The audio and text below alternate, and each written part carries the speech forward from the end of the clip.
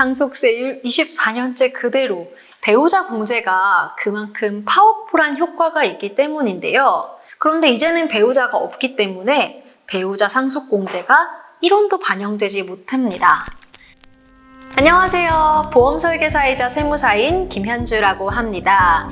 오늘은 상속세를 걱정하시는 자산가들을 위해 상담하실 때 활용하실 수 있는 배우자 공제를 활용한 절세 노하우를 알려드리려고 합니다.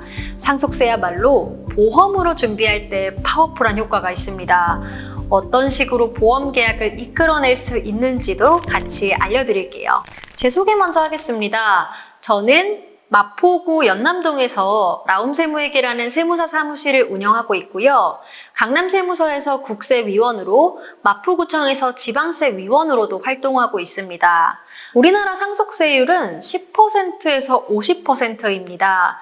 상속세 재산이 1억 원 이하면 10%, 5억 원 이하면 20%, 10억 원 이하면 30%, 30억 이하면 40%, 30억 초과한 재산이 있으면 50%의 세율을 적용하는데요. 이 세율은 1999년에 개정돼서 2000년 1월 1일부터 시행된 이후로 지금까지 한 번도 개정이 안 된 상황입니다. 2000년이라고 하면 너무 까마득한데요. 이때 서울의 집 한 채는 얼마였을까요? 대치동에 있는 음마 아파트가 2000년 초에 2억 원대였다고 합니다. 제가 강의 오기 전에 최근 실거래가를 봤더니 2024년 3월 11일에 22억 원에 거래됐다고 나오더라고요.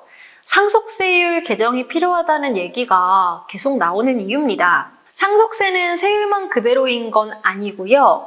배우자 공제 한도도 1997년 1월 1일부터 지금까지 그대로입니다. 그냥 공제 한도 이렇게 검색을 해보니까요. 물가 90% 뛰었는데 상속세 배우자 공제 한도 26년째 제자리, 이런 기사들과 상속세율 24년째 그대로, 이런 기사들이 심심찮게 보이더라고요. 그런데 이 배우자 공제 한도에 왜 이렇게 뉴스 기사들이 많이 집중을 하는 걸까요? 배우자 공제가 그만큼 파워풀한 효과가 있기 때문인데요. 제가 가져온 신고서를 보시면서 설명을 드리겠습니다. 배우자 공제는 상속 재산에서 상속 공제액으로 빠지는 겁니다.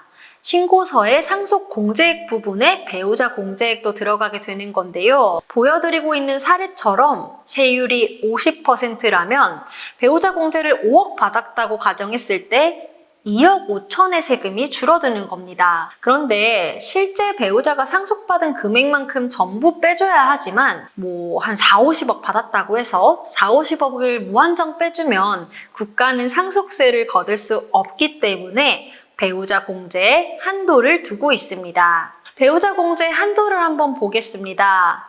배우자가 받아야 할 법정 상속분에서 10년 이내에 받은 증여세 과세표준을 뺀 금액과 그리고 실제 상속받은 금액을 먼저 비교하게 됩니다.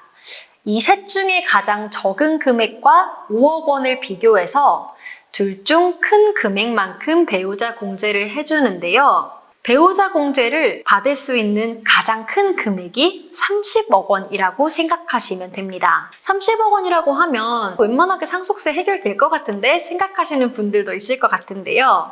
배우자 공제를 한도까지 쓰면 30억까지 쓸 수 있지만 이거를 많이 받는다고 무조건 좋은 건 아닙니다. 부부 중 한 명이 사망했을 때는 배우자가 있기 때문에 배우자 공제를 받을 수 있습니다. 그런데 부부 중 남은 한 명이 사망할 때는 배우자 공제가 불가능합니다. 부부 중 한 명이 사망했을 때 배우자 공제를 한도만큼 꽉 채워서 받기 위해서 배우자가 많은 재산을 받았다고 가정을 해보겠습니다. 그냥 말씀드리면 좀 안 와닿으실 것 같아서 어떤 효과가 있는지 숫자로 보여드릴게요.